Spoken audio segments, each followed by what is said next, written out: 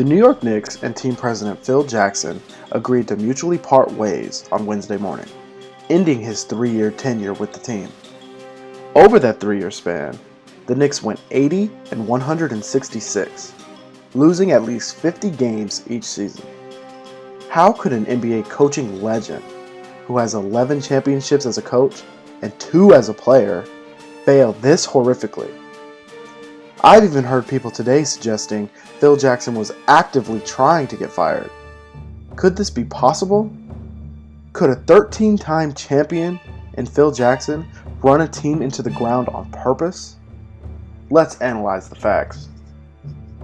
Phil Jackson was hired as president of the New York Knicks on March 18, 2014, signing a 5-year deal worth $60 million. 2 weeks after the 2014 season, Phil Jackson fired head coach Mike Woodson and his entire staff after a 37-45 record and finishing 9th in the East. On June 9, 2014, Derek Fisher was hired as head coach of the Knicks. Fisher won 5 championships as a player under head coach Phil Jackson for the Lakers. But Fisher had no coaching experience prior to the hire.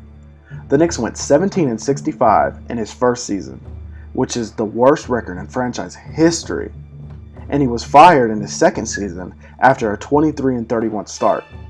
This hire was a complete disaster. In his 2 seasons as a coach, the biggest highlight was him being punched by Matt Barnes.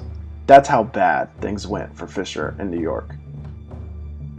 On July 13, 2014, Jackson re-signed Carmelo Anthony to a 5-year, $124 million contract with a no-trade clause, meaning that if the Knicks want to trade Melo, they need his permission first. With Phil Jackson dead set on running the triangle offense, the ball-dominant isolation Melo was a bad match from the beginning. Winning only 80 games in 3 years as Melo as their best player and unable to trade him is a complete disaster. And in 2017, Phil tried and failed to trade Melo because of his no-trade clause and said publicly that Carmelo would be better off with another team. On January 5th, 2015, Jackson traded away J.R. Smith and Iman Shumpert to the Cavs for Lou Almondson, Alex Kirk, and Lance Thomas, and a second-round pick. Smith and Shumpert went on to being big pieces in the 2016 Cavs championship, and the players the Knicks received made very little impact on a non-playoff team. Last offseason, Jackson tried to make a big splash by trading for often hobbled point guard Derrick Rose and signing center Joakim Noah to a 5-year, $72 million contract. Noah, in the first year of that deal, averaged only 5 points per game on 22 minutes per game, and only played in 46 games due to injury.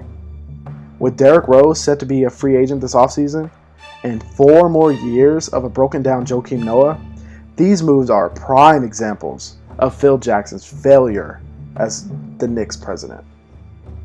On top of all these failures, the one success in Jackson's tenure as president was the drafting of 7'3" forward Kristaps Porzingis, who the Knicks drafted in the first round in 2015, and quickly became a star in his 2 seasons as a pro. However, this offseason, Phil Jackson was openly listening to trade offers for Porzingis, ultimately costing Phil his job as the president. Through all these failures I've highlighted in this video, none of these moves seem like a smart move, even coming from an 11-time champion coach, 2-time champion player, a man with 13 championship rings under his resume, but when given the keys to a franchise, failed time after time. I think it's pretty reasonable to suggest Jackson never wanted this job in the first place, and perhaps even wanted to get fired. But what do you guys think? Comment below and tell me which side you're on. I'm not saying Phil Jackson purposely ruined the Knicks, but it is perplexing to me that such a great NBA mind could fail so miserably.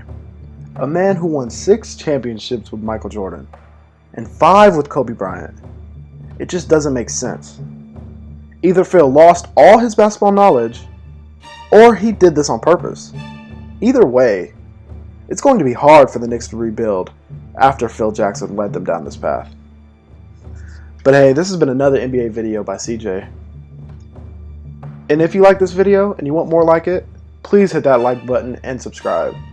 I'll catch everybody in the next video.